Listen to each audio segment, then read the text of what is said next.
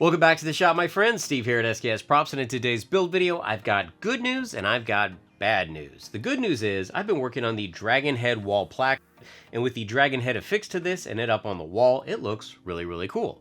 The bad news is the SD card that I used to record the entire fabrication process decided to go belly up on me. It corrupted all the files and then it destroyed all the video footage. So I have no video footage now of me putting this together.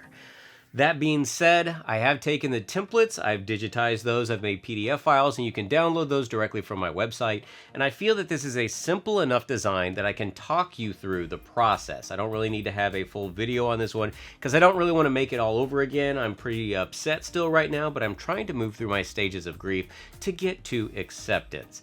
So in this video, let me show you what it takes to at least talk you through how to put the plaque together.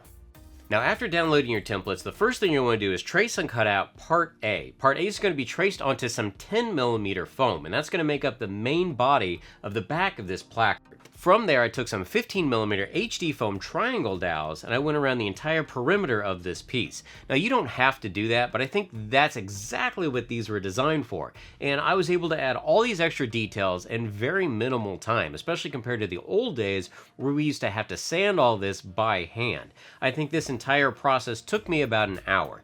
The hardest part to it is just matching up your angles, which what you want to do is line it up, mark it with a pencil, and then cut that angle. Make sure to leave extra just so if it's wrong, you can go back and trim it away just a little bit so it matches up just right.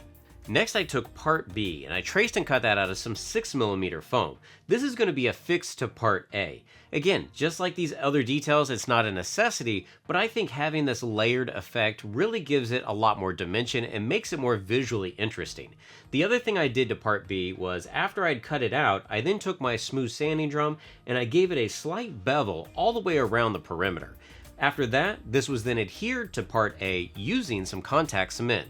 Next up, I decided to add some faux rivets to the piece, again for more visual detail and to make it look as though it was all handmade and put together. Now, I've made rivets for a bunch of different builds in the past, and there's lots of different ways you could do that. One way is to use a leather hole punch, and if you're going to do that for this build, I'd probably recommend 4mm foam, and that way you can take a smooth sanding drum and round over the top. For my rivets, I actually decided to reuse some stuff from the past. If you remember in a previous video, I had those foam clay teeth, and I cut off the back half so that the bottom of the teeth could easily be glued to the inside of the jaw. Well, that back half, I didn't throw those away. I actually kept them, I sanded off the top, and I used those to make my faux rivets. Now for my build, I wanted the dragon's head to be able to come off of the plaque, and that's because I still needed to paint it, but I take these pieces to a lot of different conventions, and it just makes it a lot easier when everything can be broken down. So I ended up using a PVC pipe and a coupler. Now the pipe I decided to use was 5/8 inch, so what I did was, I determined the size of the coupler, and then used a Forstner bit to drill into the foam.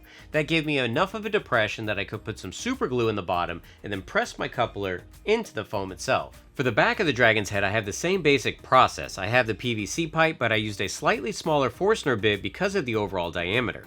I'm drilling into some 10mm foam because that's what I used for the inside of the dragon's head, and with a little bit of super glue, this PVC pipe is nice and secure. So once that was installed, I could then take my plaque, do a press fit of the head, and that's going to hold nice and snug. But in my case, if I need to, I can still remove that for travel. So if you notice on the back of the head, I do have an additional piece that was not on the original template, and that's because I needed to make sure exactly how far this was going to fit away from the plaque before I determined how big that needed to be. This piece though is going to be Part D on the template. Now you may need to change this depending on how big your head is, or if you've changed any of the aspects, or how far away it sits from the plaque, but it'll give you kind of a rough estimate. From there, I still took my foam clay, I filled my seams, and I made additional scales just so it would blend in with the rest of the head. Now, in my opinion, I decided that if this was just made out of foam, it'd be a little too flimsy. So I decided to add an additional piece to the back of Part A. This is going to be made up of Part C. Part C was traced and cut out of some 1/8 inch particle board. Now the particle board itself is easy enough to cut and it's lightweight, so it gives an overall stability to the entire piece. And the thing that's great about it, I designed this choke hold right here, so I have a heavy duty string that's tied and then glued underneath. Then the entire Part C piece can be affixed to the back of Part A using some contact cement.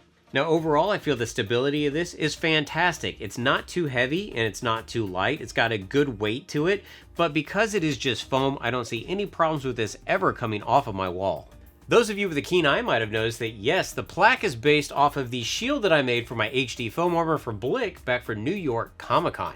Now, even though I don't have the templates for this anymore because the entire armor set was built in 10 days and was all scratch built, I was able to redraw the base template for this to use for the plaque. So, even if you weren't going to do the dragon head with the plaque, you could easily take these templates and make yourself a shield.